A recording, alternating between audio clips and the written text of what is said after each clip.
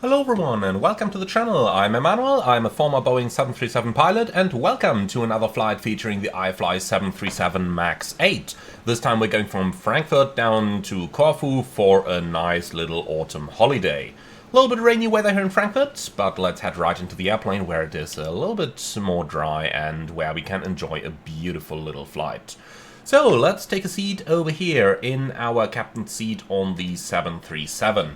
And before we are going to start powering the airplane up or doing anything the like, let's just go back in the cabin for a little bit. This time we're flying in the TUI livery, and you can see that there are some nifty little details about the TUI aircraft in here as well. Now, the real one didn't have a business class cabin, but that is something that's still work in progress in the beta version that I've been given, that I'm using to create these videos. So a configurable cabin is something that they're still working on as of right now. So just imagine it only from here, featuring the TUI layout.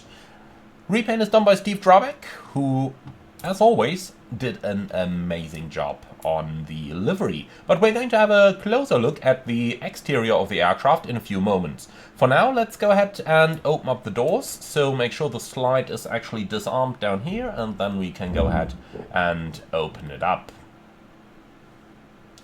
Okay, so let's go ahead and power the airplane up. First things first, we will need our ground power unit, so let's bring up the electronic flight back down here, initialize flight, and we'll go down to the systems page and into the sim menu.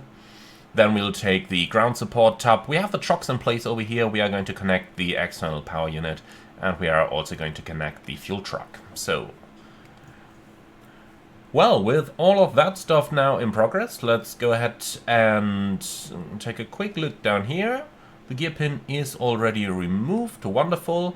And then we can go over into the performance app and the weight and balance, please, in order to start setting the aircraft up over here. So we have 178 seats in today's aircraft, and we are going to use 178 seats. So we're going to go all in for our passengers. In terms of cargo, we will need a little bit here. We can just nicely orientate ourselves along the zero fuel weight down here in the payload manager. And we are going to use that to set up our payload. So we're on a holiday sector. That means we have quite a bit of cargo to carry. I'm going to load 2,000 kilos in the front hold, and I'm going to load, well, let's say another 200 in the aft hold. Alright, 63 tons of zero fuel weight it is. Perfect. Last but not least, in terms of the fuel, I am just going to load a little bit there. So give me a total fuel of, say, 2,300 and a bit kilos, like that. Then we're going to say set MSFS payload, set MSFS fuel, and with that our aircraft should be loaded. And now let's go back into the systems page over here, onto the refuel page, and we are going to set our fuel loading as per the real life procedure.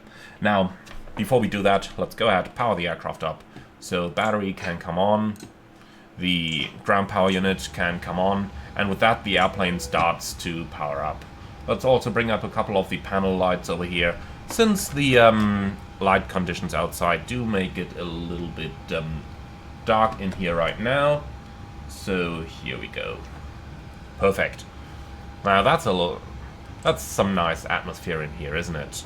Could also turn on some of the background lights like that. Well, if I'm honest though, that's a little bit bright for my taste, so let's just do it. Something like this maybe, to give it a little bit nice ambience down here.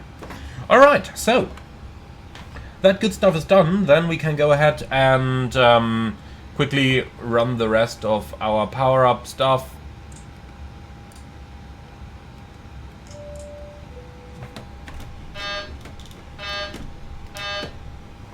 Right, here we go.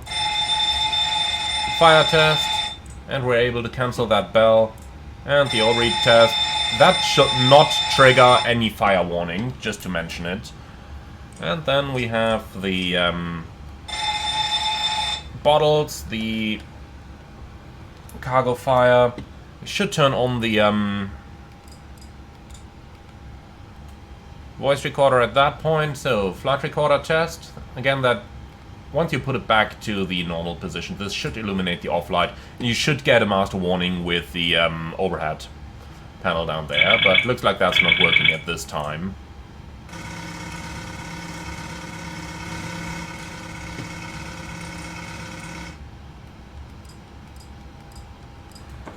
Alright, so looking good. Then let's go ahead and take a seat again. Also, just for the sake of it, let's see what happens if I turn the dome light on. Yeah, that flight deck becomes really bright. Now, probably a little bit better than the real one, but I tell you honestly, I like it. So, I take that feature anytime. Okay, then let's go for a fuel loading. So, for today's flight, we've got good weather conditions at our destination, Corfu. Unfortunately, I can't show you the flight plan in the sim as far as I can see, but it's good weather, that shall suffice. Now, for our fuel, that means we are going to take the minimum required here, and that's going to be 6,700 kilograms. So 6.7 divided by 2 gives us roughly 3.35 per tank, so 3,350. Okay, it looks like it meets it with a decimal. That's fine. 3.35, no, actually that's wrong. 3.5, 3.85. That's what we're looking for. So 3.85 and 3.85. So we're going with almost full wings over here. And then let's go ahead, turn on the valves in order to start our refueling process. So with the refueling ongoing, I'd say we are going to turn on the position lights, the wheel well lights, and that should be sufficient. Well, it's not fueling yet. Set? I think I forgot that. Okay, now it's fueling. Perfect. Well, so let's go out and do the walk around. So, 737 MAX, similar to the NG, yet different. Now let's go ahead and start right over here in the front with the TAT probe that we have right up here. Going further forward, we've got the AOA vane, the famous one that's connected to the MCAS system, amongst many others, of course. Then we have our pitot tube. Let's head down into the nose wheel well, and there is a lot of stuff to be seen down here. So first of all, we're going to start with a general look over the nose wheel assembly.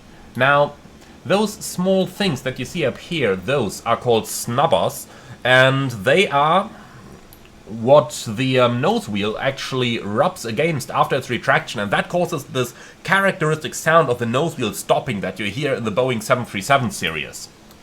Now from there on, we are also going to look over all the wires. So over here we've got the steering wires, that one and that one, very prone to bird strikes, so something that you are carefully going to check over.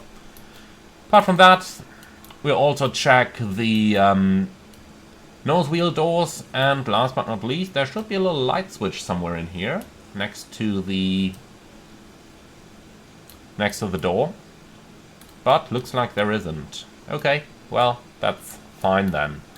By the way, very nice level of detail that you got those little wires simulated over here and over here. That looks pretty cool. It definitely does. Alright, so quick look at the plane from the front, making sure that it's still straight, which it is. And then we can move over to the sides and check the pitot tubes over here, AOA vane, the external power connector. Now, moving along the aircraft, we got our static ports over here, which are looking good. And then moving along, we have the entry area for the packs. And there shouldn't be anything that's obstructing them over here. Plus the doors are extended. Alright, the leading edge of the wing is looking good. And then we can go over to the engine and check our fan blades. Now, the fan blades of the 737 MAX are somewhat of an interesting tool. Basically, you've got the leading edge, and then you have the rest of the fan blade, and those are glued together. Now, when a bird strike happens, chances are good that the entire fan blade is going to separate and just come apart. So that is something that you need to pay special attention to on the 737 MAX. Now, going to the back of the engine, we have the chevrons over here at the back, and those are for noise abatement. They actually reduce the amount of noise emitted. Now you might be asking, if the 787 and the 737 MAX have them, why don't other aircraft such as the A320neo or the 777X for that matter? The reason is that by the time those have been manufactured and by the time those aircraft have been or had their entry to service, a new system has already been developed that's even more efficient, and that's what you find on the Neo. Alright, looking along the leading edge then, we do have our refueling panel down here, and if you look at those switches that you have over here, this is basically where you open and close the valves, like what we do on the electronic flight bag in the cockpit of the simulated aircraft. So those are the switches. You just open them up for tank 1 and 2, and then it's going up on the quantity, and when the desired quantity is reached, they have to close them again. There is no automatic shut-off, at least not in the Maxes that I flew, so the refueler would have to do those manually. Alright then, moving along the leading edge of the wing and to our winglet. So we have the two navigation lights that are illuminated over here. Moving to the side then, this is the strobe light, which is of course not illuminated right now. And then to the trailing edge of the wings, so we can walk all the way down here and have a look at the main landing gear. Now, the gears on the 737, well, the important thing that you check for is the brake wear indicator pins, which you can see up here. I could swear they would have been over here, not up here. Strange. Well, it's been a little while since I flew the type, so I'll just leave it at that. And the front is looking good as well. Quick look into the wheel well, by the way. So in here we have a few things that we would check as well. So first of all, you would look up here at the hydraulic reservoirs. You've got one over here and then the other one over here, and those would have a quantity indication up here, and you would check that as part of the pre-flight procedure as well. Then looking into the middle of the wheel well, you have the standby hydraulic system over here, and up here you've got the fire extinguisher bottles, and those also have a pressure gauge on them that you would check during your walk around to make sure that you have sufficient pressure in the fire extinguisher bottles. Last but not least, over here you would find a little pin, and I think that was called the shear pin or something the likes. I might be mistaken on that very name. And if there was any damage to the tires and the wheel is retracting and that little shear pin is cut off or damaged, then the landing gear retraction would stop, so that none of the important things that you have in here can be damaged by that landing gear. So that's a pretty neat system that Boeing came up with over there. Alright then, let's move towards the aft of the plane. We have our outflow valve down here. Then we have the tail skid. There are a couple of different types of tail skids available for the 737.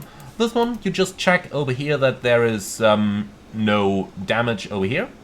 Because if you had a tail strike, that entire thing would bend upwards, and then you'd see something over here, so you need to see that green thing.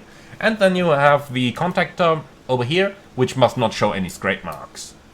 Alright, moving towards the back then, we've got another pitot tube over here for the elevator fuel system. We make sure that that is undamaged. Leading edge is looking good, so then we have our static wick discharges over here, and on the top as well, as you can see up here.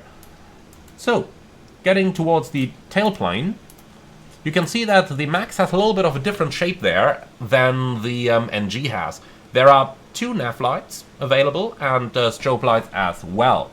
Well, and that's that side. The other side is pretty much exactly the same, so we can just move back into the flight deck and start our pre-flight setup. So let's go right for that now. Okay, so the initial part of the setup is done. So let's start with our FMS. We're gonna go right down here onto the FMC ident. It's a 737-8 28K engines installed on this very livery here, and the database slightly out of date, but that's the one that came with the aircraft. Alright, let's dim that stuff down a bit. We're gonna take the GPS position in here. Here we go. And then for the route, let's go ahead and make a request and see if we can just uplink the SimBrief route. But I've had mixed results with this so far. Sometimes it seems to work, other times it doesn't. Yeah, invalid route 1 uplink. Okay. Well, in that case, we are just going to enter it manually. That is fine with me. So we're going from Frankfurt towards Corfu. And it is the TUI 156. So, departing off runway 18, Cindy 5 Sierra departure, and then over to the routes. So we are flying via Zulu 74 towards Lampu. And then direct Nombo. On towards Yankee 161. Maisach, which is Mike Alpha Hotel. Then direct Vavor. Direct Raditz. Direct Nera. Direct Kofair. And then direct Rodon. And Jim Limja.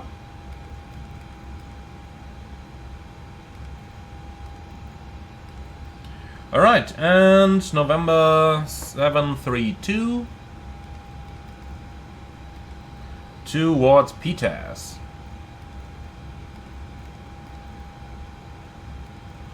Alright, and from there, last time we had some problems flying the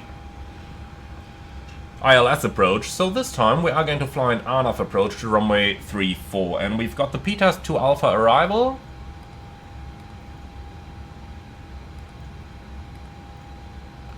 Here it is, and I think it should be the BetaX transition. Alright, route activate. Then onto the performance in it, cost index 30. The reserves today are going to be 2000 once again. Zero fuel weight, 62.6 according to the flight plan. Cruise level 370.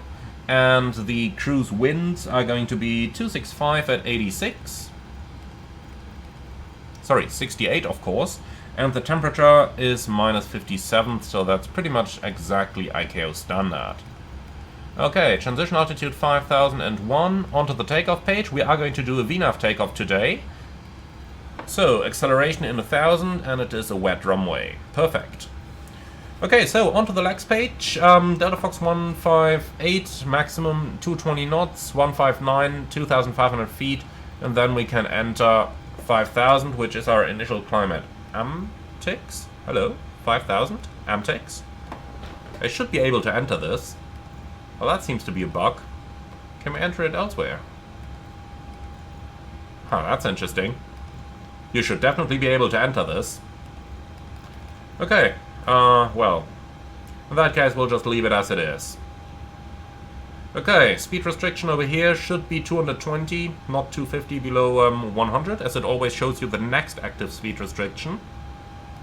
I suppose we're just gonna leave it like this then.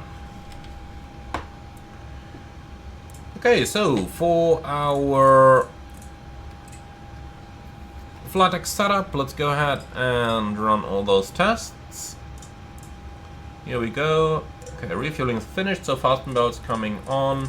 Window overheat, window heat coming on, hydraulics coming on, packs, auto, and cruising altitude is flat level 370, landing altitude 0, right hand ignition, and down to our EFIS control panel. So for the range, 5 looks good, traffic, airport, terrain, we'll need hectopascals and barometric minimums. So flight directors coming on. We are going to climb initially to 4,000 feet, 4,100 in there for now. Heading is going to be the runway heading, 176, like that. And for the courses, we don't really need to set anything there, but just for the sake of it, let's see. The current airport weather is wind variable at 2. The forecast looks to be runway 25, so I am just going to set the courses for runway 25. So 246 and 246 in case we need to do an immediate return. We'll have those available in here. Okay, so onto the first officers panel. So traffic, airport, terrain, hectopascals, and barometric. Then we can move on to our main panel, light test. Making sure that all the bulbs are working, that there is nothing where the bulbs are burnt out. Alright, Alright, that stuff is looking good. Then we can dim the displays a little bit. Again, the middle position normally gives you an automatic dimmer, so we are just going to use that over here and over here as well. Okay, looking good. So, auto brake RTO, fuel flow, reset. Oh, oil quantities are looking okay, and hydraulic is looking okay as well. Right then, onto the radios, 1228 on number 1 and 1215 on number 2. Here we go. So, weather radar stays on automatic. Squawk, we'll just use... No, that was a bit fast. 2000, traffic above. And that's it. Listening to COM 1 and 2 on both sides. And the interphone as well, please. And then we can set the data frequency up here. I'm wondering if that data frequency is the reason why we... No, it is not. Otherwise we would just have gotten a data link error and not an invalid route uplink error. Okay, well, I'm really not 100% sure as to what is causing those, but we'll just leave it as it is. So, QNH at the moment 1006. Let's set that one up as well. Here we go. And that's it. Wonderful. Alright, are you ready for the departure briefing? So, I don't see any threats for this departure. Let's do a route check. Echo Delta Delta Foxtrot Lima Golf Kilo Romeo, Tango unit from India 156 with a ground distance of 839 versus a flight plan distance of 822. Well, that's okay. We'll figure the arrival out in flight anyway. 3.2 remaining, 2.0 reserves gives us about 30 minutes extra. Okay, time UTC is 0727, altimeter 1006, reading 350. The standby instrument is set, flight directors on minus master. It's going to be a left seat takeoff on runway 18, flaps 5, noise abatement procedure 2, and in case of engine out, we climb on the runway track to 25 miles. That should be Frankfurt X3. Well, we are going to change that slightly, so Frankfurt 176/25 miles. Give me that, and let's add that over here. So, holding, next hold, and take that one on 176. Climbing to 5,000 feet since the MSA is 4,300 feet. In case of emergencies, above 80 knots I will only reject for fire or fire warning, engine failure, predictive wind chill warning, aircraft unable or unsafe to fly. If I call stop, I will simultaneously close the thrust levers, disengage the auto throttle, apply maximum manual braking or verify operation of the RTO auto brakes. I'll manually raise the speed brake lever and apply maximum reverse thrust. When the aircraft comes to stop, I will set the parking brake. Your turn. Okay, if you call stop, I note the brakes on speed, call speed brakes up or speed brakes not up, and thrust reverse normal out, normal indications. I call 100 knots, 80 knots, 60 knots, and the runway distance remaining. Verify your actions, call any omissions, I call auto brake disarm and select flaps 40 when the brake has been set, and advise ATC of the reject. Thank you. We then identify the failure and carry out any drills as appropriate. If we decide to evacuate, we read and do the evacuation checklist. Time permitting, pull the CVR circuit breaker, you grab the lid, then we get out. If the call before V1 is keep going, no actions below 400 feet except to cancel any warnings, raise the landing gear with a positive rate. At 400 feet, verify heading, select and carry out the memory items, add the FRA, buck up and retract the flaps and schedule. Flaps up no light, select level change, max continuous thrust, engage the automatics, non-normal checklist, PIOC NITS PA, and then we come up with a plan. So, for our taxi, straight out, right hand turn, to the full length for runway 18. Now for our sit, I don't know why it's doing this weird line drawing down there. It certainly shouldn't do that. Well, the tracks look alright. I don't know. Let's try that once again. Frankfurt 18, Cindy 5 Sierra. No. Okay, well, for a sit, it's straight out to 800 and then Delta Foxtrot 158. The line seems to be broken over here, so what we'll do is we'll initially take off in heading select. Once we're in the air, enter a direct Delta Fox 158 and then go over to LNAV. And that should hopefully solve this little problem with the line drawing down here. Now, the SIT itself has a 220 restriction at Delta Foxtrot 158, and if we're looking at the flaps 40 reference speed here, That one plus 70 knots is our flaps up maneuvering speed, so 220 will not be a problem. We can retract the flaps immediately all the way, so there is no limiting restriction. Alright, and that's it. Do you have any questions? No? Beautiful. In that case, let's go ahead with our performance calculation. So, actual zero fuel weight 63.0, so we're 400 kilos heavier. And looking at the flight plan, 1000 kilos more uses 43 kilos fuel more, so we are fine in terms of the fuel. Then let's go for our takeoff performance calculation, please. So, performance, we're done with the weight and balance over here. 63.1 actually, not 63.0. Not sure why it imports that incorrectly. So 63.1, here we go, 70.8 gross weight, and we have... oh yeah. Total fuel, we actually must adjust that. So 7,700, taxi out fuel is 195, and the trip fuel is 4289. Okay, so 70.8 is correct then. Well, complete. And then we are going to copy the FMC data over here. By the way, the real 737 can't do that, but nonetheless, nice to have. Okay, so that seems all good for the rating. Let's see if we can do takeoff 2. Flaps 5 is default, air condition on, and anti-ice off at 14 degrees. Weight is looking good. Calculate. Okay, looks like the takeoff 2 derate doesn't work. Let's try takeoff 1. And that's looking good. We are missing the optimum selection here, so we kind of got to do that manually. Alright. Unfortunately, no intersections model. That is a bit of a pity here, but we'll just leave it at that. Okay. So, takeoff 1 at 35 degrees. 10% and 35 degrees gives us 84.7 versus 84.6. Yeah, about close enough. Okay, flaps 5, we'll take the CG automatically, and yeah, well. The iFly does a little shortcut here by setting the trim automatically. In the real plane that wouldn't happen like that.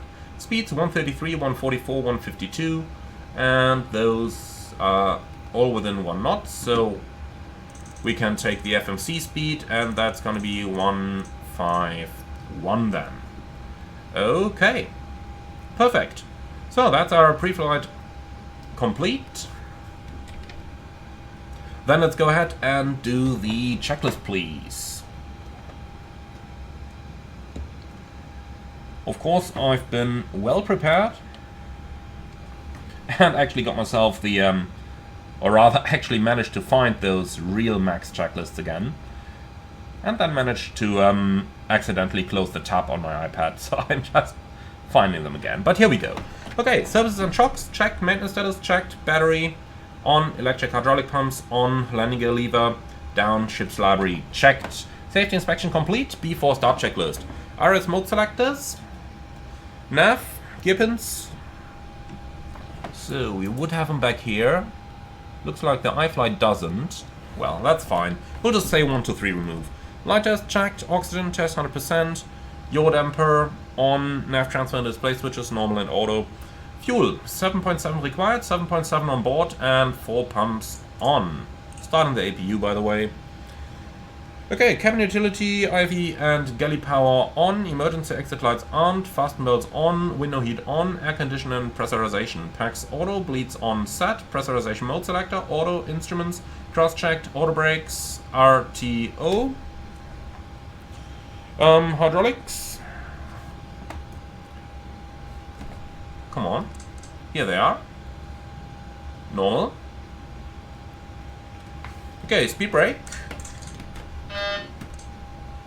Down to 10, parking brake set, stop and cutout switches normal, wheel by fire warning checked, radius, radar and transponder set and standby, rudder and aileron trims 3 and 0, takeoff briefing discussed, holding at the PA.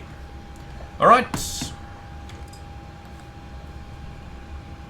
Liebe Gäste, einen wunderschönen guten Morgen aus dem Cockpit. Hier spricht Ihr Kapitän. Mein Name ist Emanuel. Im Namen der TUI darf ich Sie herzlich an Bord von Flug 156 nach Korfu willkommen heißen. An Bord dieser Boeing 737. Die Flugzeit heute circa 2 Stunden in einer Reiseflughöhe von etwa 11.300 Metern. Wir bedanken uns herzlich, dass Sie unsere Gäste sind. Lehnen Sie sich zurück und genießen Sie den Flug mit uns.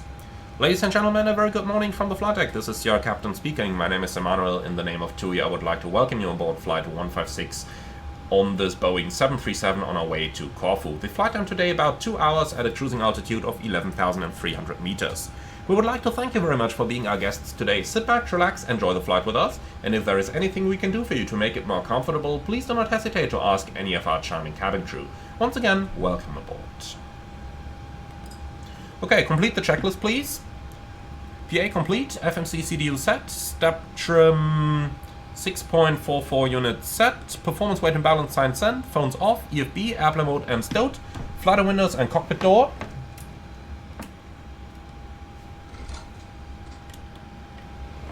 So, locked doors to go.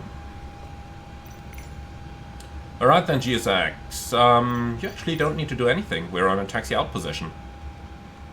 So, ground flight deck, go ahead.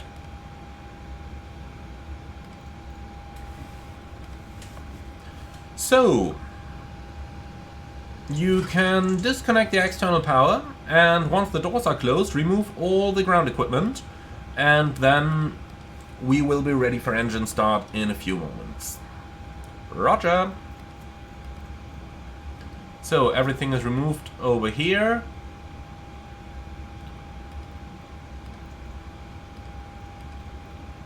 Looking good. Then, doors close. I'm wondering if there is any button to arm them all over here, but I can't seem to find one. Well, that's fine for now. Okay. So, doors closed, passengers seated, before start checklist completed, down to the line. Okay, so, I think we're pretty much ready to go.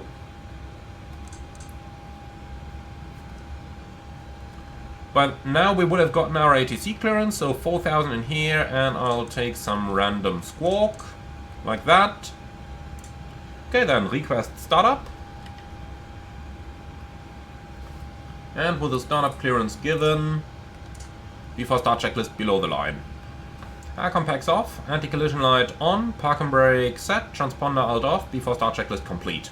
Ground from flight deck, go ahead. So we're ready for engine start sequence 2 then 1, and we're starting engine 2. Clear 2.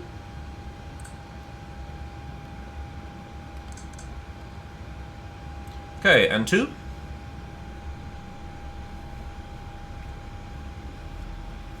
And 1 is increasing a little bit early over here. And I'm still missing the oil pressure. We should see some by now. So, BRM in progress. Okay, oil pressure, N1.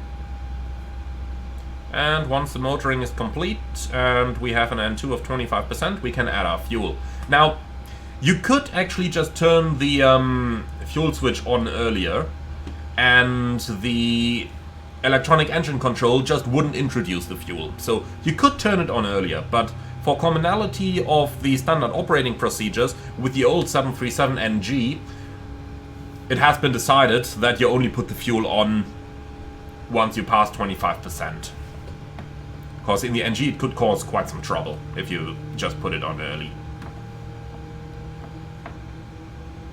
So engine start should take about 1 minute and 20 at the least. If the engine is hot, if you do a turnaround, it can take over 2.5 minutes.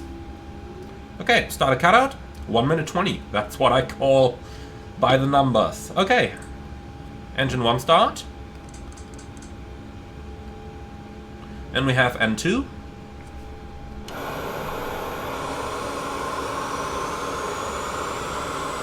Wow, that is rotating quickly already. Well, we'll leave it at that.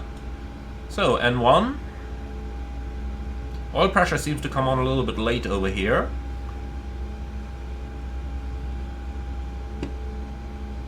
Oil pressure. Waiting for the BRM to complete.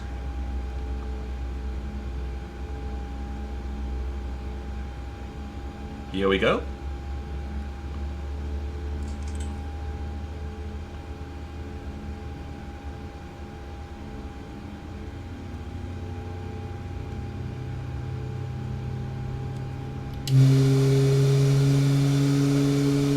That sound is darn good out here.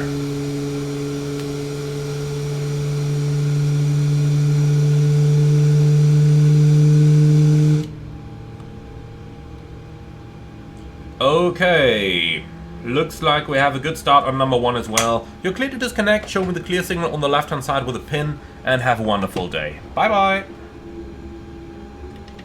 And here we go.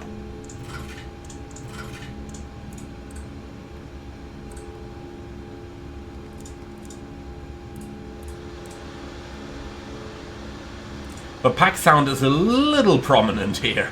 A little prominent. You do hear it rather loud in the real 737, but it's not that bad. Okay, flight control track. Full up. Full down. Neutral. Full left. Full right. Neutral. Rudder. Oh, quick. Compare the pedal movement to the rudder. Like now it's at full, but interesting. Okay, well that is pretty quick. Okay, before taxi checklist. Generators on, APU off, start switches continuous, pro beat on, anti-ice off, air conditioning, packs auto, bleeds on, isolation valve, auto, flaps, 5 required, 5 selected, and the green light. Step trim, 6.4 units set. Okay, start levers, idle detent, flight controls checked, recall checked, before taxi checklist complete.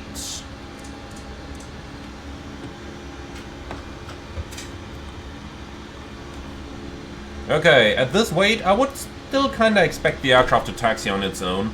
Let's see how it's going to behave. Last time we just needed a little bit of power to get it moving. It looks like it is the very same over here. Now that it's moving, let's go back to idle and see how it's going to behave. We're at 70 tons right now, that is pretty heavy.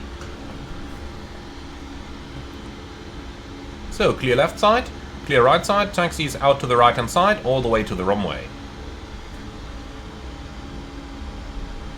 Yeah, it's still accelerating, that's what I would expect the max to do.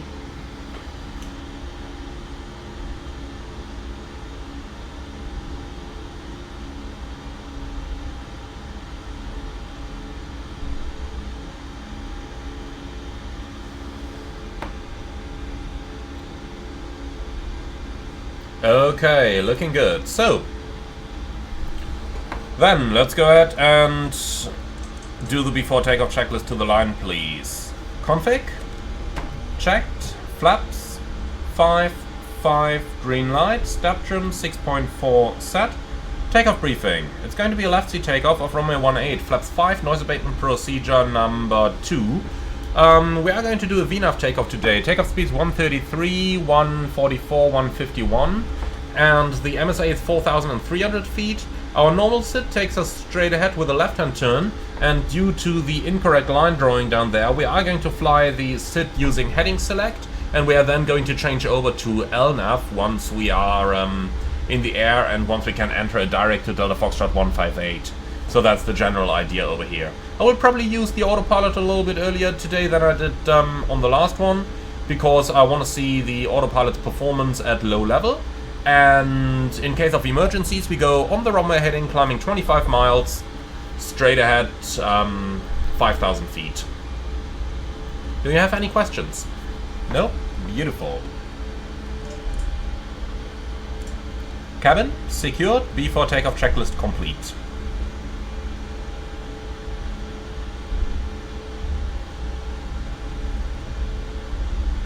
Okay, a little bit of rain over here. Let's get those wipers on.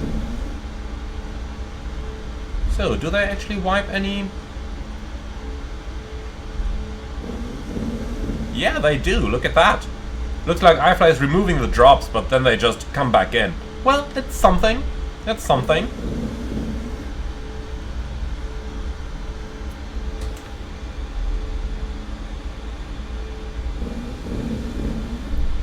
Okay, so let's go onto the full length, and then we can already do the lineup procedures. Cabin crew, prepare for departure. So, VNAV and heading select.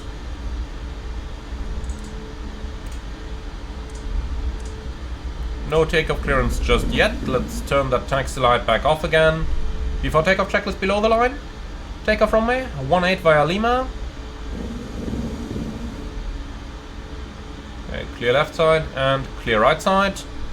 So MCP, set, transponder, Tara, strobe lights on, holding at the landing lines.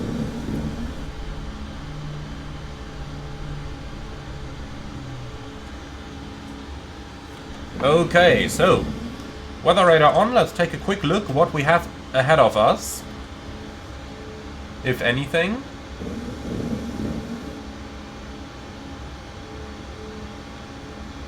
Doesn't look like we actually have a working weather radar, does it? Okay, well, that's fine.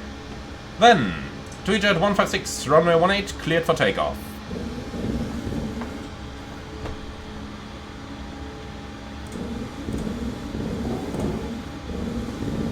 Takeoff.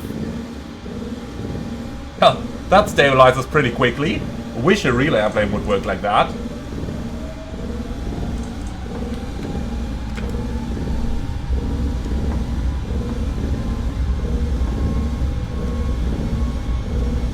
Takeoff thrust set, indications normal.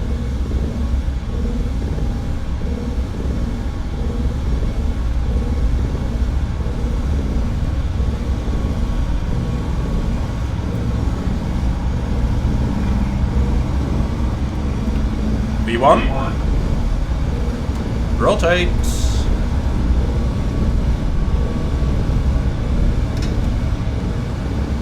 Positive climb. Gear up.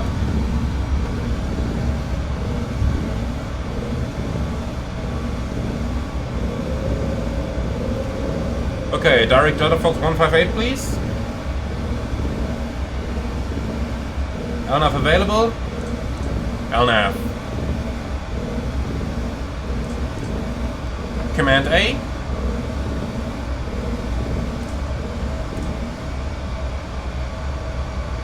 So, wipers on park. It's time to accelerate, my friend.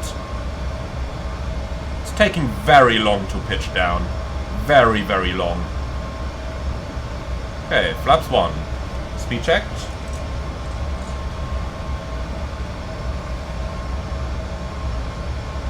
Flaps 1.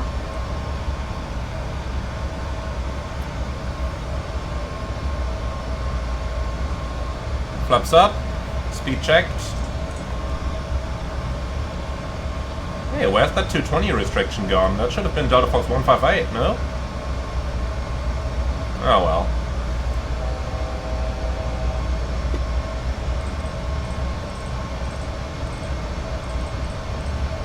Alright, let's just climb a little bit higher over here. And we have flaps up, no lights. Set standard.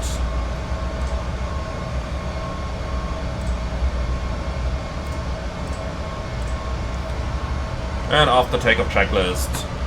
Air condition and pressurization 1.2. That's normally more like 1.8 or so.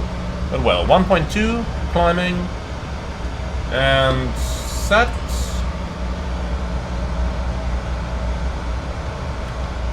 Altimeters. Standard cross-check, passing flight level 5.2. Now. Checked.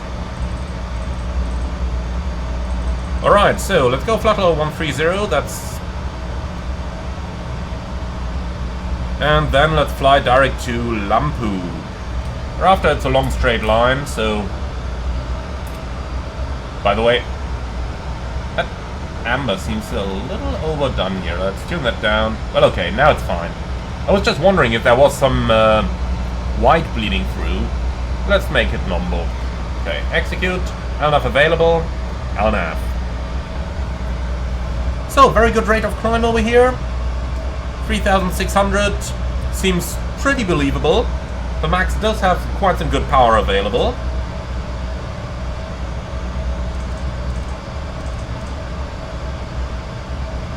it's still somewhat overshooting those directs. That's a bit of a pity there. But hopefully that is going to be fixed soon.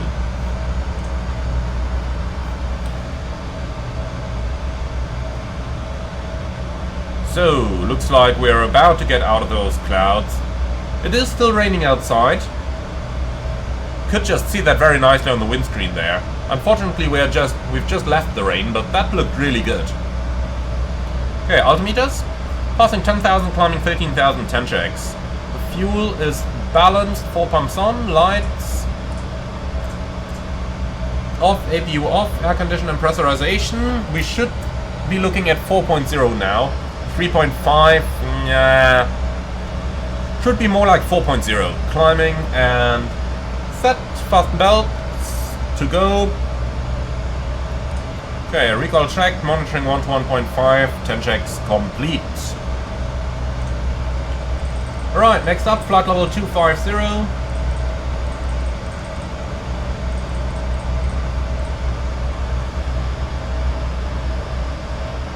So, 290 knots, that looks about more like it for the climb speed. I would probably expect something even higher, because the Max really flies faster than the NG. Right, and now we have those, well, we had those rain effects for a moment. Looks like I missed them again. That's fine, though. Okay, so let's clear that FMS.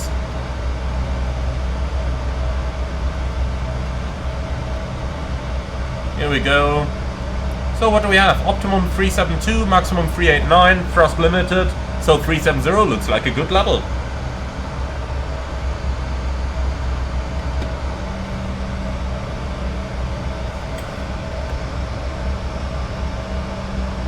Alright, so 370 it is for our cruise.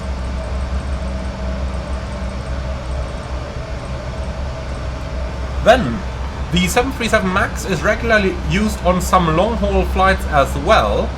So for that reason, let's go ahead and see how the time acceleration feature works.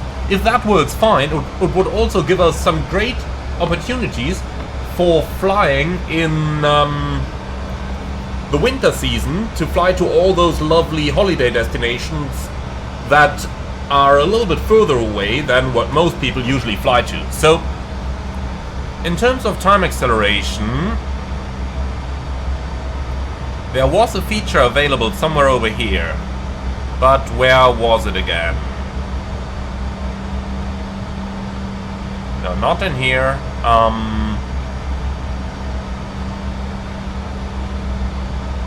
That in here? No.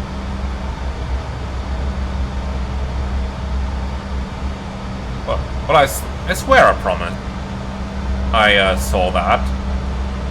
Panel style miscellaneous? Yeah, here it is. Intelligent cruise. Assists in long-haul flights. So, you do have automatic time acceleration. You also have automatic setting of the fuel pumps. Now, fuel pumps are literally just when the center tank reaches 0, you turn the center pumps off. But it is pretty neat to have that stuff. Apart from that, pause the sim up to so many miles before the top of descent, pretty useful.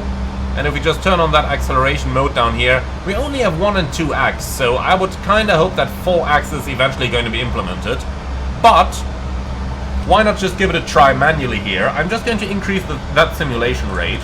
I'll activate the clock over here so that you can see it yourself. So I'm going to 2x sim rate right now.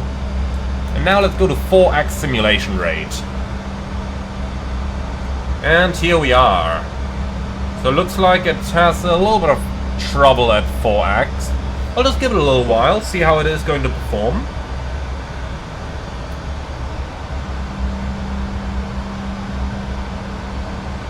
Well, let's see, is it going to re-intercept the line? Nah, not really. Okay. Well, back to real time. Looks like it is not really capable of doing 4x. I do hope that they are going to fix that though, because especially for those longer flights, like if you're flying European holiday carrier in the winter season, chances are your destinations are going to be the Canaries and Egypt 4 to 5 hours flights each. So I'm kinda hoping that they are going to add that with a future version. But well, for now, let's proceed direct to Raditz, and then we are going to see how that flight is going to evolve. So for the time being, let's turn that background light off again. Let's also turn the dome light off. And since we're now out of any of that weather down there, let's go ahead and release our crew and the passengers as well. So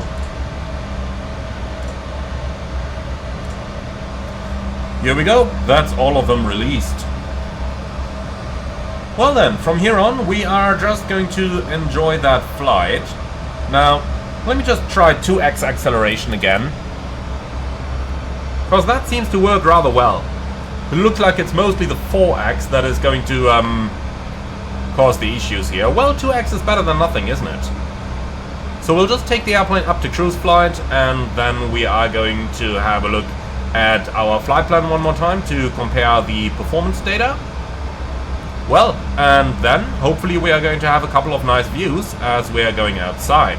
In any case, what we can already do is a little look at our arrival routing. So going down here, let's just step through the plan until we end up at the star. So that arrival takes us towards the airport itself. Probably want to change that around to something that is a little bit more oriented towards what we're actually going to fly. Now, those Greek arrivals can sometimes be a little bit interesting, and unfortunately, since the charts don't work inside our flight deck just yet, I suppose we'll just have to live with a couple of the options that we have available. So, in order for anything to come in from PTAS, we can just check the PTAS 2 Charlie arrival, because they did say that the aircraft supports radius to fix, so why not give it a little try. We'll stay on the RNAV runway 34. So, PTAS 2 Charlie, let's enter that and see what we're gonna get. Or, I tell you what, let's do PTAS 2 Juliet, that's probably even better.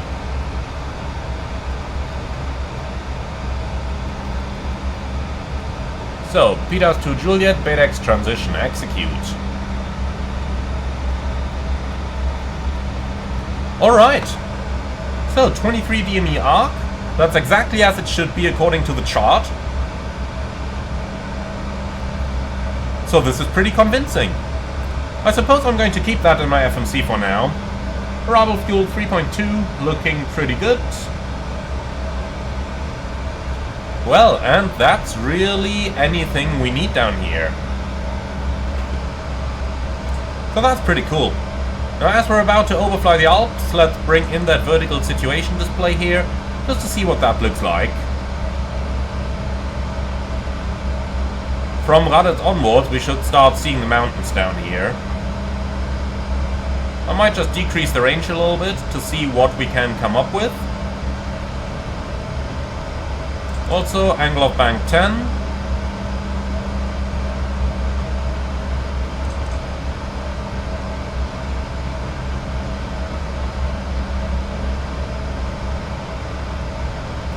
Interesting, no mountains at all. And I mean, that terrain elevation here doesn't seem right either. 500 feet. If you look at the right display, they're on the same scale. We get terrain up to 10,800, and that seems correct, because down here is Innsbruck. So the Alps over here definitely are where they are supposed to be. And over here it's just not showing us anything. Interesting. Maybe if I remove the VSD?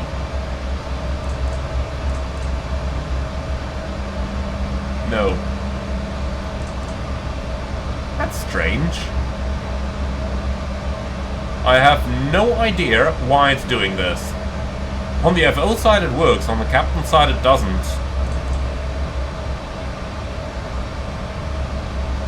Well, if I'm honest with you, I have no idea why it's doing this.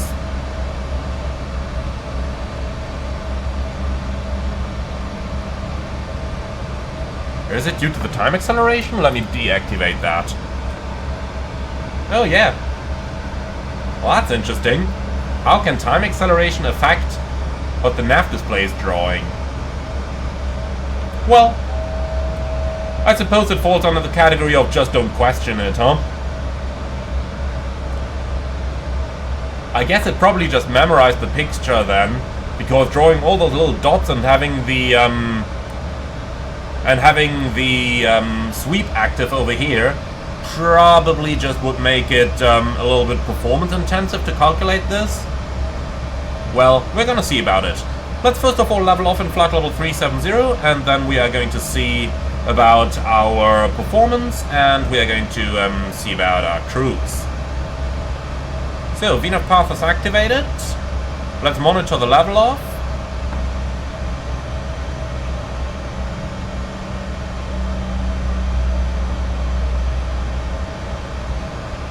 And here we are. Okay, perfect.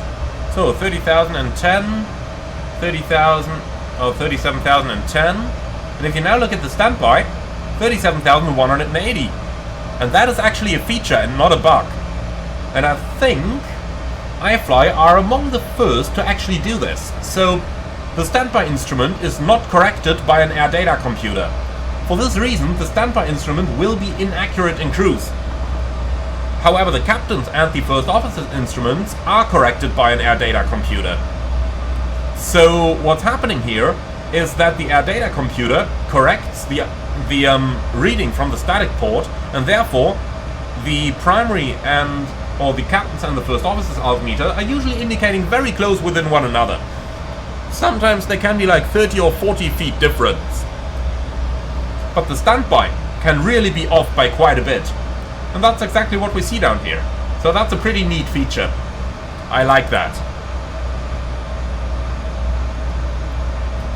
Okay, so concept. Did it just move the thrust lever when I did that? Yeah, look at that.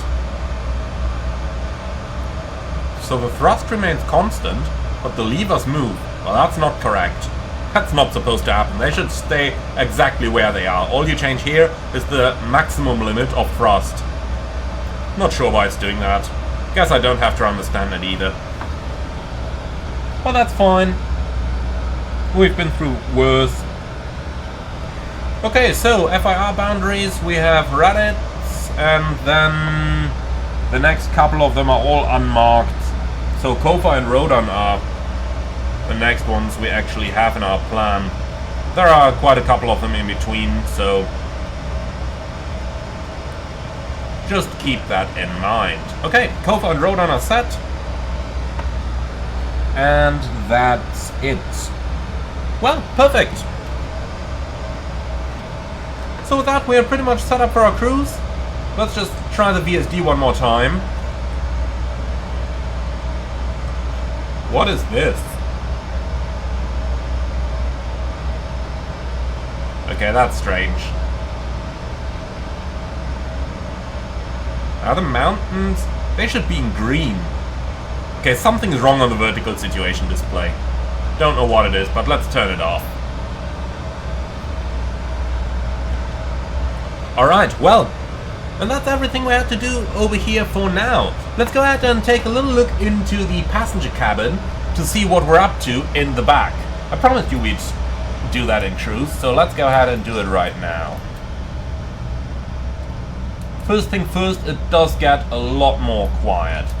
Second thing, let's have a look at one of the first lavatories simulated in Microsoft Flight Simulator. Can we lock it up? No, okay. Well, that would have been too nice. Okay. Can we actually... like, can we literally flush that toilet? Okay, it's not doing anything, but the click spot is here. I suppose they're gonna implement it in the future. Well, guys, that is the first flushing toilet for Microsoft Flight Simulator. Attendant call button, however, doesn't seem to work. Well, this is neat. This is neat. I told you all the time, in terms of graphics, this airplane is quite good. So let's close that up. But look at that, our slides are not armed. Well, we can't accept that. So, slides armed. Right then, let's go a little bit into the cabin. Now, as I mentioned briefly on the ground already, the TUI aircraft should not have a business class cabin, but iFly at the moment only has one cabin model, so we do have a business class in all aircraft. Now that is going to change in the future. They are going to implement dedicated cabin models that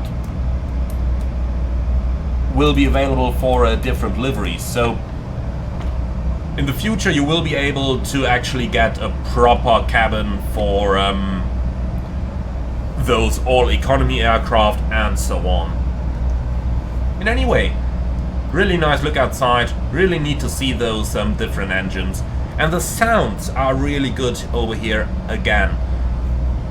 It just is pretty quiet in this cabin, but it's a nice mixture between the wind sound that you hear and the engine sound that you hear, together with a little bit of the packs, I suppose. Let's see if the sound changes when we go to the back of the aircraft. Oh, what's that? I can't move up or down. Are we stuck in an invisible wall? Probably. Alright, so getting towards the back over here, let's just take a seat somewhere over here. Which row are we? 10. Let's just go 10B. So this is the standard economy class cabin, or the knee crushers. Funnily enough, they modeled stuff like the tray tables coming out. Of course, doesn't take a lot of code base behind that, but it's quite nice to see these things. Similarly, you can control the window blinds over here. Quite nice. And the view outside is just neat. Alright, let's go further to the back. Let's just walk all the way to the back and see if the sounds do change. And they do. That's cool. Exactly what happens in the real world. The further back you sit, the more of the engines you hear. Can we? Yes, we can. Now the only thing we need now is that some of those lockers actually go open by themselves if you do a hard landing. Don't ask me how I know. You know which airline I flew for a while. Right, let's go to the back galley then. Well, a galley. But likewise over here, the slides were not armed.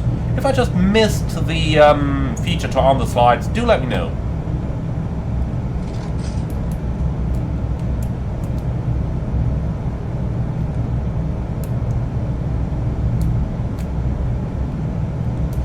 Well, nice stuff to play around with, that's for sure.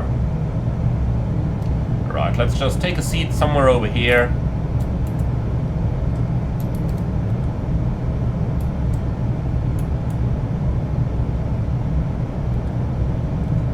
That's looking pretty cool, that's out of question. That's looking pretty cool indeed. If we look to the overhead panel, the passenger service unit is also done pretty nicely over here. Good modeling. You can't interact with it, but that'd be asking too much, would it? Textures are fairly good, and overall the Boeing sky interior that we see in here is also looking quite awesome. I'm wondering how that's going to look like at night, but I suppose we're going to find out on a night flight in the not-so-distant future. Last thing for us to check over here is the emergency exit rows, so let's go ahead and take a seat over here. And this is what they look like. Kinda interesting. There should be some additional legroom on those.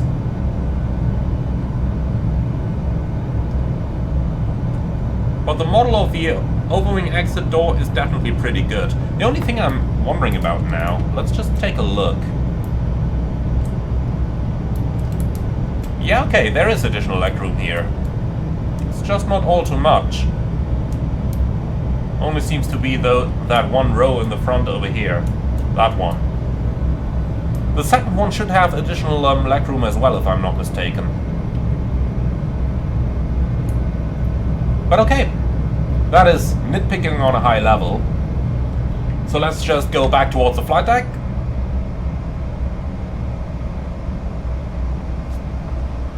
And overall, I have to say that it is a pretty good looking aircraft. The cabin is done very well. So let's now go back to the flight deck. We've just overflown the point Raditz, so let's just take a seat over here. A little bit of going left and right, it seems.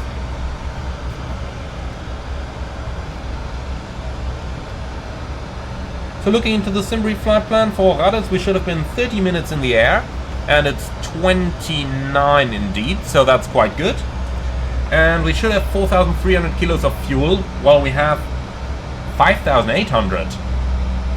Well, that is the difference. 4.3 versus 5.8. We didn't take that much extra.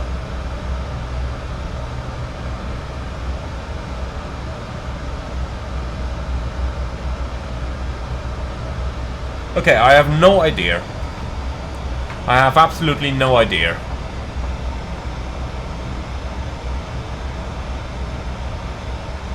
Well, we'll leave it at that.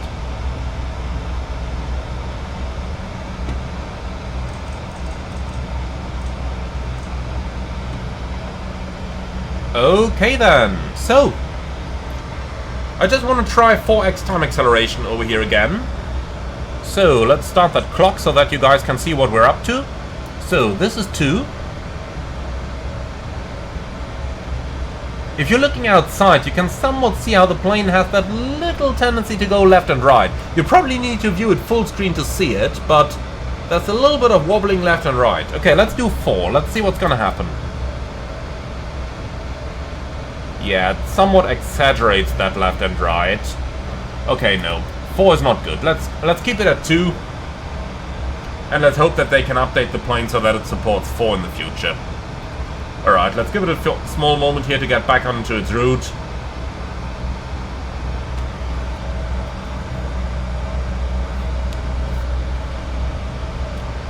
And slowly turning back to it. Well, somewhat overshooting a bit. Let's just bring it out of time acceleration. We are back in real time right now. And let's have it reacquire that route.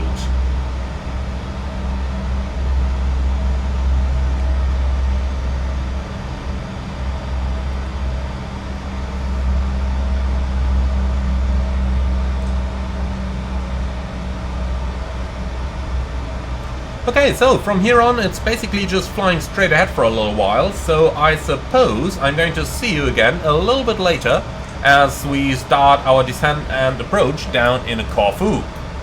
In the meantime, enjoy the lovely views outside, and I see you again a little bit later.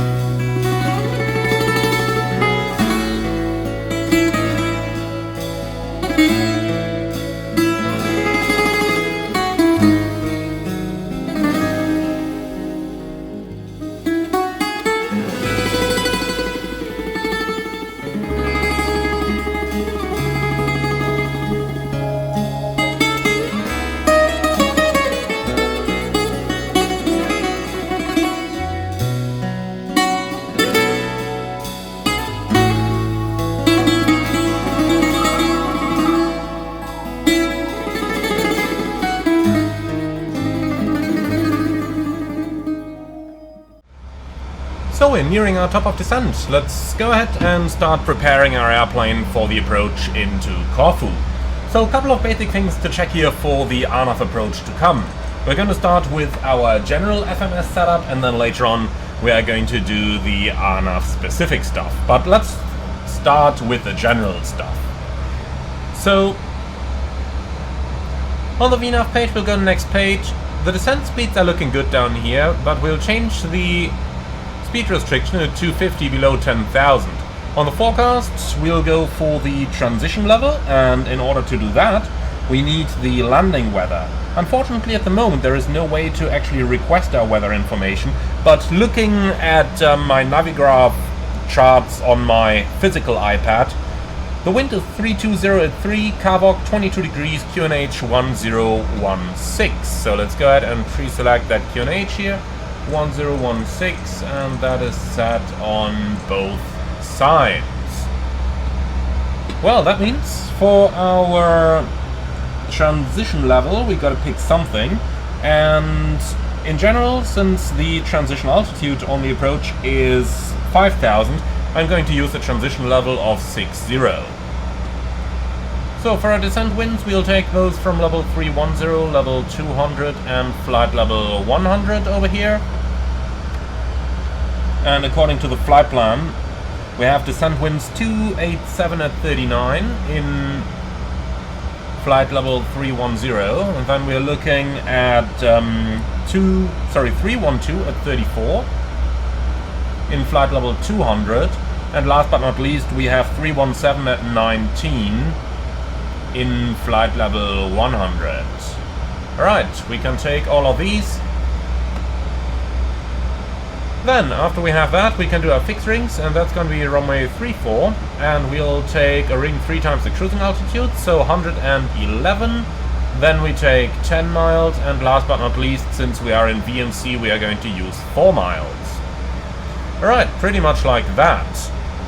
So now going over the legs page, our arrival is fairly easy. So the Peters to Juliet arrival, if we go over to the plan page, we can see that a little bit easier, is basically from Peters itself. We continue inbound to the Kerkira VOR, Kilo Romeo Kilo, on the radial 334 until 25 miles, and that's the Yankee point we have over there. From there, we join the 23 DME Kerkira until passing radial 260 from the VOR, and that's the 261 point we have down there. Then we make a left-hand turn, radial 225, inbound to the VOR, and at Bedex, we are going to start our approach itself. Now, for the approach itself, we have the RMP approach for runway 34, starting at Bedex to Kilo Romeo 602, which is above 2900, Kilo Romeo 601, maximum 185 knots, above 2900, and then waypoint 600, which is the final approach fix, in 1700 feet. 3 degree glide going down to our minimum, and we have the 3 degrees over here, and the minimum is 770. And as we're about to reach our top of descent, let's already go ahead and dial that altitude down a bit. I'll take 12,000 at first. So minimum 770, let's go ahead and dial that in. No, I don't need to press reset over here, but... Hello? Interesting, I can only turn it to the left using the left mouse button. The right one, of course, does nothing, so... Looks like it's a little bit of a pain here to get that minimum dialed in. I really hope they are going to have a look at that again. Just like the PMDG 737, that minimum is just not very good. They can do better than that. I'm sure about that. Okay, so missed approach at but not before the runway, turn right. Maximum 185 knots, direct Kilo Romeo 700, which we have in here. Then via 701, 2 and 3 towards Bedex, climbing to 4000. So that's exactly what we have in here already. Airport elevation is 5 feet, so 0 into the landing altitude. And that's pretty much it. So let's go ahead and do a little bit of a performance over here. So performance, show landing, and you can copy the FMC data, please. So Kofu 34, it's dry, and for the wind we have 320 at 3. Temperature 22, and the wind, the QNH 1016. And now just tell me, why does it give me meters per second here? 320 3/3. Nah, okay. I tell you what, let's do 320 at 1 then. Then we are on the conservative side here. So, flaps 30, air conditioning on, anti-ice off, and for the auto brakes, let's go ahead and calculate what we have available here. So, well, that's dispatch. Give me the en route filters, please. Reversers, all operational, and we have no non-normal checklist. Complete and calculate. So, 1,888 meters required using auto brakes 3. That looks pretty good for me. Okay, here we go. So, that's the preparation completed. In that case, let's go ahead and start with our approach briefing, please. So, threats for the arrival. We have mostly the high terrain around the airport, especially to the to the southwest of the runway. But we do have good weather conditions. We can actually see it over there already. So, we can see it, we use the terrain display, and that should mitigate against most of the stuff. The other threat I see is that this is the first time we are flying an RNAV Approach using the iFly 737 MAX, so we don't yet know how well the airplane is going to handle that. I do expect that everything is going to go fine, but nonetheless, we are prepared to change over to a visual if required. Okay, do you have any other threats for the arrival? No. Beautiful. Then, angle of bank 25 as we're passing through level 300. And then let's go ahead with the FMS. So, speed 250 below flight level 100. Forecast page is in. Fixed rings runway 34, 10 miles and 4 miles.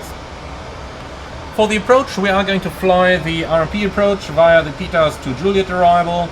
I'll just brief the approach itself. The final approach fix is at Kilo Romeo 600, maximum 185 knots in 1,700 feet. Nonetheless, I will go ahead and dial the altitude down at Kilo Romeo 601 already, since doing everything at waypoint 600 would produce a lot of workload in a situation where we don't really have too much capacity. So what we're going to do then is, at Kilo Romeo 601, we'll set the altitude down to 800 feet, 2 miles prior, call approach and descent, altitude down, verify VNAV path, speed intervent, and 1,000 feet above the field elevation, so that's going to be at 1,000 on the primary altimeters. We are going to set the missed approach altitude of 4,000 feet and configure at 4 miles. That's basically it. Now, go around is according to a lot of RNAV points. We do have a speed restriction of 185 on the first waypoint here, so we've got to keep flaps 5 out in case of our go around. Now, for our arrival fuel 3.3, the minimum is 2.0, so we have round about half an hour of extra fuel. We're burning 400 kilos, checked. Landing weight 66.4. Here we go. So that is going to be a flaps 30 approach. Using auto brakes 3, landing distance required is 1,888 meters. And that brings us out right at the end. The gate to the right, taxi to the apron, and that's it. Do you have any questions on the briefing? No? Wonderful. Then let's go ahead and do the descent checklist, please. Pressurization, land out 0, anti-ice off, approach briefing fuel, discussed, IS and outbox, checked, and set. Okay. That's our approach... our descent checklist complete. I'll tell you what, we are going to give you the vertical situation display over here. Alright, I'm off ATC for the passenger announcement. Ladies and gentlemen, from the flight deck, this is your captain speaking. We have started our descent towards Corfu. The remaining flight time is now approximately 20 minutes. The weather in Corfu, 22 degrees centigrade with clear skies. From the flight deck we have an excellent view on the island already, and on the approach you will be able to see the island when you are sitting on the left hand side of the aircraft. I would like to thank you for flying TUI today. Hope you have enjoyed your stay on board. Wish you unforgettable memories on your holidays, and hope to see you all again on board of a future scheduled flight. Thank you very much for your attention, and we hope to see you all again soon. Sehr geehrte Damen und Herren aus dem Cockpit, hier Kapitän. Wir haben den Sinkflug Richtung Korfu begonnen. Die Flugzeit jetzt noch circa 20 Minuten. Das Wetter aktuell wunderschöne 22 Grad bei einem klaren Himmel. Aus dem Cockpit haben wir bereits eine wunderschöne Aussicht auf die Insel und wenn Sie auf der linken Seite des Flugzeuges sitzen, können Sie im Anflug auch eine wunderbare Aussicht genießen. Wir bedanken uns an der Stelle ganz herzlich, dass Sie heute unsere Gäste waren, wünschen Ihnen einen schönen Aufenthalt und hoffen, Sie auch bald wieder an Bord eines unserer Flugzeuge begrüßen zu dürfen. Vielen Dank und auf Wiedersehen.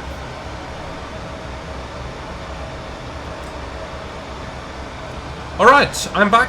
No changes.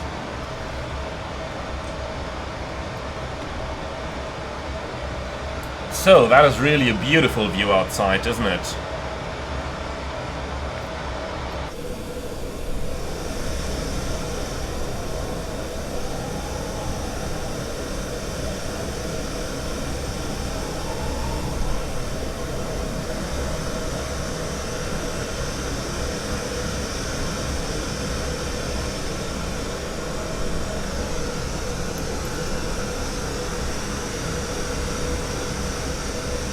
I just really love those views, especially with the terrain down here.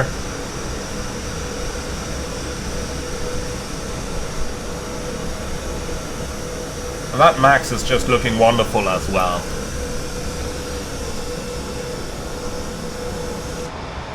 Alright, back into the flight deck.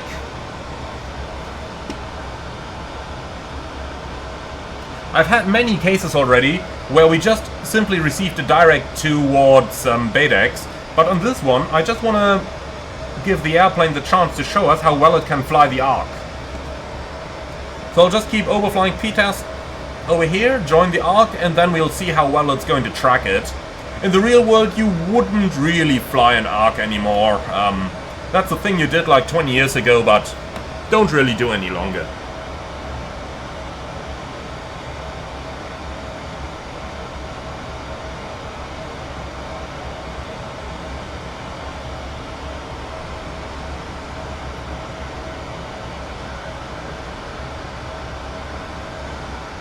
Okay, so I'd say we are flying a little bit faster than standard. Let's go ahead and turn the seatbelts on. Normally do this 15 minutes before landing. But what does the FMC tell us? 39, so... Yep, that is about 15 minutes now.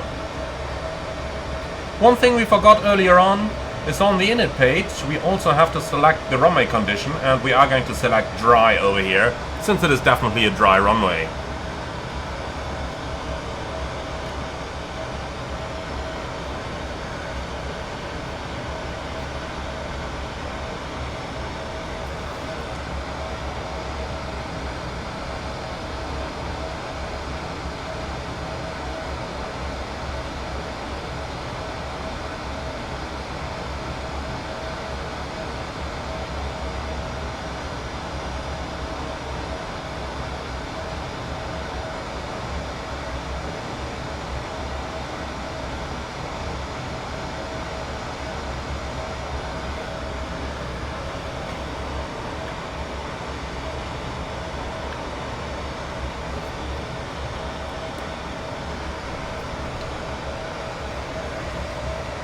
Alright.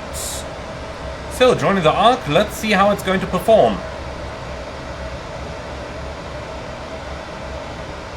I really hope that it is able to fly arcs well, because I am going to take this airplane into Greece quite a lot, and they still have a lot of those procedures. And over in Greece you actually do fly them. Well, after all, this is Greece already, but you get where I'm going with that. So, let's see how that is going to perform.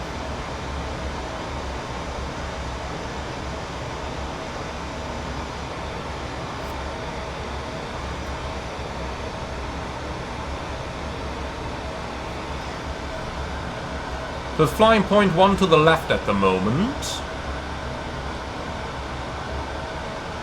But it is using a constant bank angle. That's what I would expect the plane to do.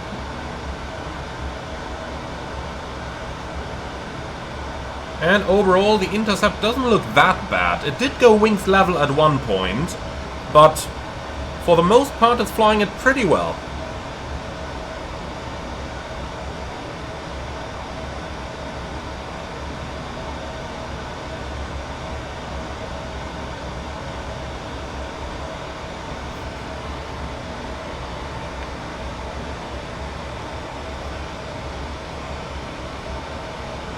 Alright, now the entry into the arc is completed. Let's see how well it intercepts and maintains the actual arc itself. We're probably going to end up with a very shallow bank angle, like a few degrees only. But it seems to do that pretty well. So that's like, what, 3 degrees of bank over here? But perfectly on it. That little position line is right on it as well.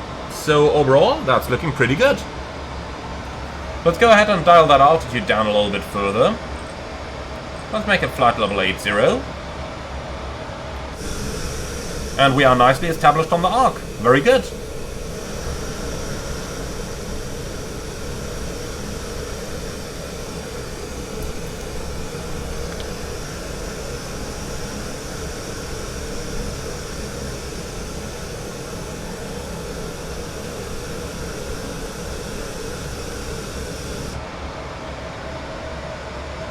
So, I think we can definitely say that it's flying the arc very well.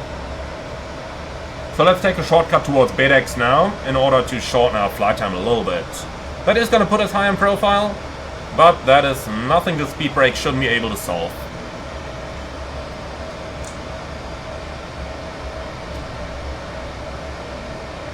So, down to the flight detent. Come on.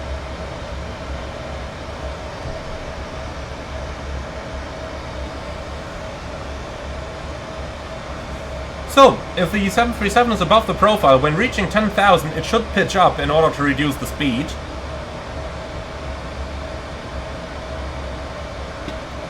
Let's see if it's gonna do that.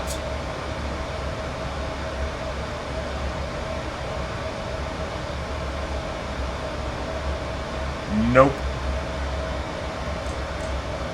Okay, level change. And then back towards 250. Alright, let's go ahead and continue our descent down towards 2,900. Set QNH. QNH 1016 crosscheck, passing 9,000 now.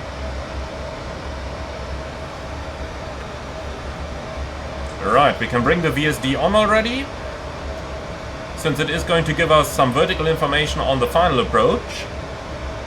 And then I'd say we can already go ahead and start our frisk check. So frequencies are not really needed. Fixed rings, runway 34, 10 miles, 4 miles, idents not applicable, standby instruments set, and the courses are not really applicable as well. Approach checklist, altimeters and instruments, set and cross-checked, approach aids, checked and set, approach checklist complete. So, back at 250, let's go ahead and catch the path.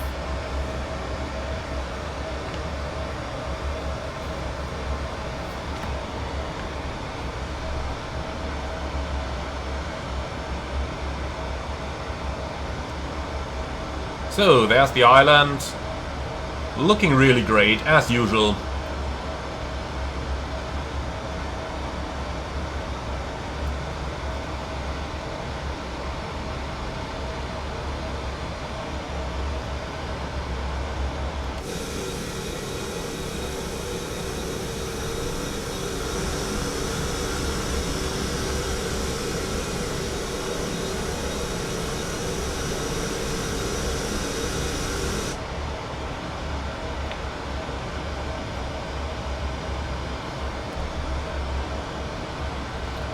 So, again, it might look strange to some of you, but you can see we've got LNAV active and LNAV armed. And I agree that it looks strange, but this is actually what the real airplane does.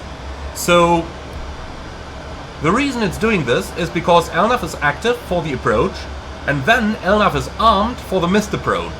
And that is the indication you see over here. That is an optional piece of equipment on the 737NG. For example, PMDG does not model it. However, on the MAX that is standard equipment. Okay, speed brake back in. VNAV. And we have VNAV path. So reaching the deceleration point, let's see how well that deceleration is actually going to go. Slight bit of tailwind over here, but that is to Yeah, to be expected really. If you have runway 34 in use, wind 320, so that tailwind over here is not all too unexpected.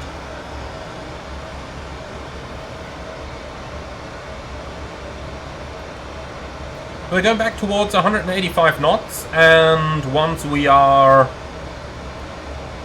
close to the up speed, we are going to start extending the flaps over here. 250 is the limit, so we could already go flaps 1, but I want to give it a little bit of time to do the deceleration here. What's always good to know in the 737 MAX, on the VSD, that green circle over here is the range at which we are going to reach the target speed. The only strange thing is that down here we don't get any information on the mileage. I would expect to see that. Okay, flaps 1. Speed checked.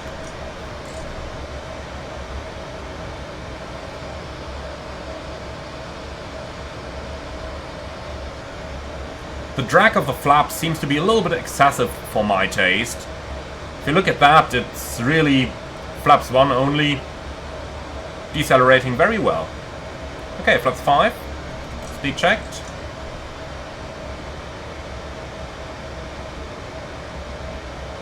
Flaps 5.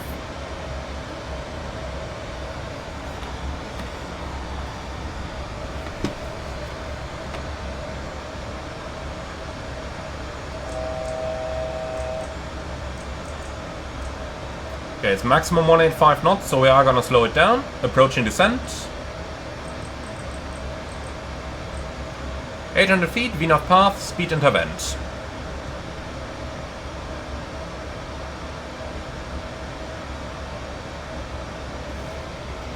Okay, can we see the runway already? Yeah, there it is. The approach itself is a little bit offset to get us around the hills over here, but it just looks really spectacular when you fly this in the real world. And in the sim as well, to be honest.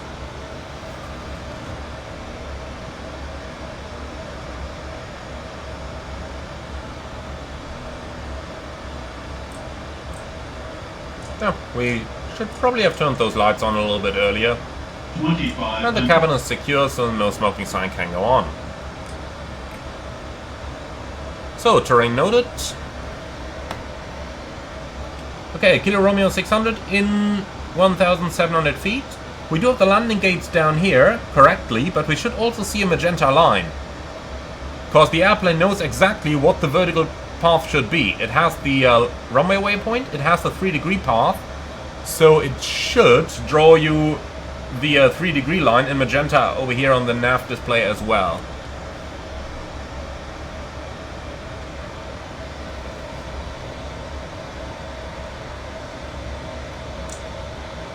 So, speed brake armed.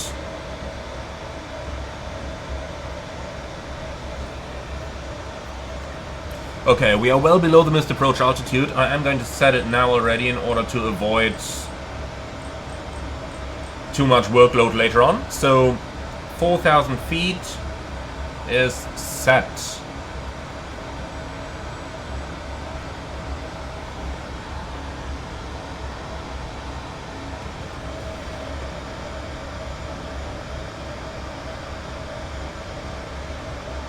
So, Kilo Romeo 600, we should be in 1,700 feet over here. And we are right above it now, well, 100 feet high.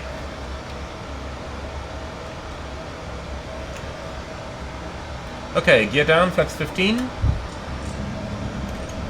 Landing checklists to flaps. Start switches, continues, recall. Check, speed brake, armed green light, landing gear down 3 green, auto brake 3 set, holding at flaps. And then flaps 30. Speed checked, flaps 30. And complete the landing checklist. So flaps 30, 30, green light, landing lights on, landing checklist complete. Alright. So auto throttle off. And autopilot off. Recycle the flight directors. Checked. Minimum. Continue.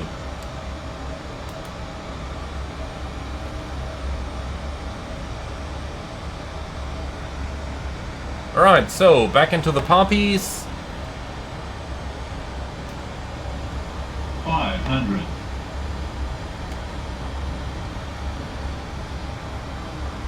500, continue.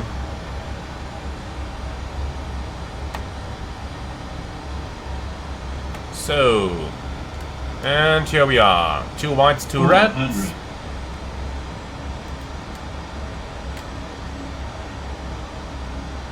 We have about 52% N1, that's looking very good.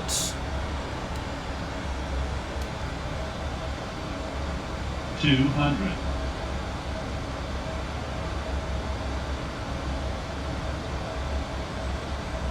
100. 50. 40. 30. 20. 10.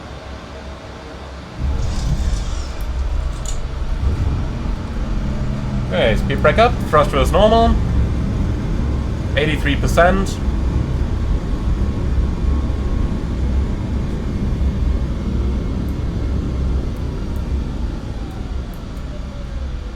And manual brakes.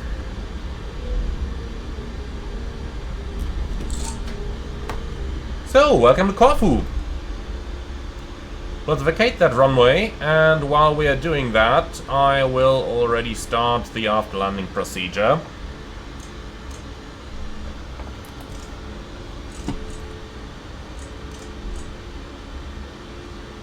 So, stamp number 4 is our stamp already.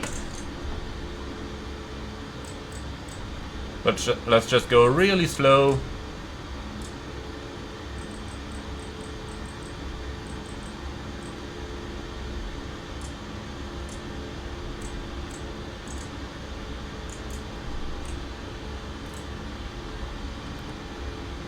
Okay, here we are. So, GSX, stand 4. And no follow me needed. Handling by Swissport. Here we are.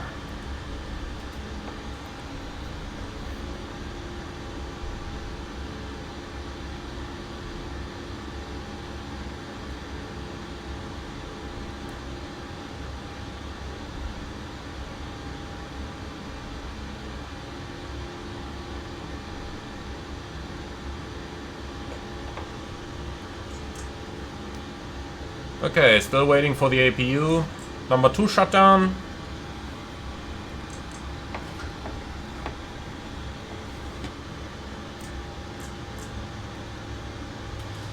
Waiting for the APU to complete the startup process now.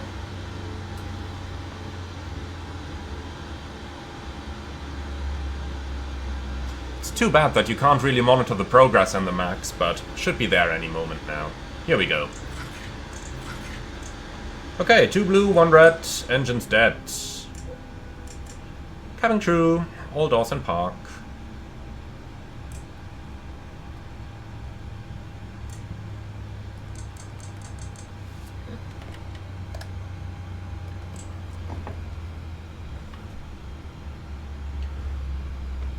And then we have both engines below 20%. Transit shutdown checklist. Electrical on APU, fasten belts off, ProArt, auto anti-ice off, air compacts, auto engine bleeds on, APU bleeds, yeah, tell you what, on. Exterior lights set, start switches off, auto brake off, speed brake down to 10, flaps up and light, parking brake set, start levers cut off, weather radar off, transponder 2000 standby, CB/RCB in, cockpit door unlocked and open. Okay, shutdown checklist complete. So everyone, here you have it. Flight number 2 in the iFly Boeing 737 MAX. I do have to say that apart from the approach profile being a tiny bit high there, the flight itself actually went pretty well. And we did arrive where we wanted to go. And the non-precision approach itself actually worked rather well. So, I do hope that you liked this one. Be sure to leave your feedback in the comments below. Be sure to like, comment and subscribe. And last but not least, a reminder again that those few things that were not exactly working 100% as they should may of course have been work in progress, since the version of the airplane shown in this video, again, was a beta version. So thank you very much for watching, everyone. I do hope that you enjoyed it. Be sure to like, comment and subscribe, and if you really love what I'm doing on this channel, I would appreciate a small donation through the Buy Me Coffee link in the video description below. Thank you for watching, and see you all again on the next one.